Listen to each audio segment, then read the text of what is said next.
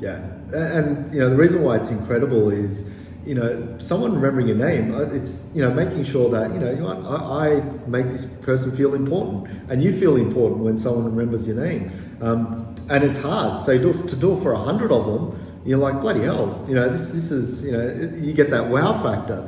But it's actually easier to remember a name and a detail than it is to just remember a single name.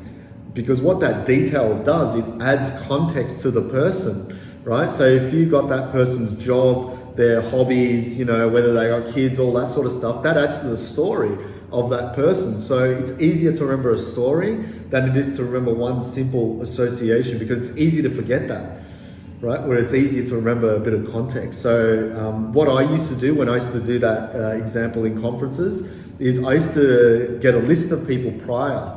So I'd go in there and make up stories for each person and make sure I'd solidified that. And then when I meet the actual person, I've already got the story. So all I have to do is just connect it with that person. So it's a lot quicker. Whereas if I had done it then and there, not having seen that person, it might take a very, very long time, like 5-10 seconds per person. For 100 people, that's like 500-600 seconds. That's 10 minutes of just mucking around. So yeah. Well, what I would do, right? So I used to have a cat named Craig. Right? So my cat's name was Craig. So what I'd do is I'd associate, yes, yeah, it's true. Right? So my cat's name Craig. So I'd associate you, right? Maybe holding a cat in your podcast studio. So I'm associating cat, right? My cat Craig. So he's a great cat. You're patting, the cat, and there's beautiful harp music playing in the background or something like that.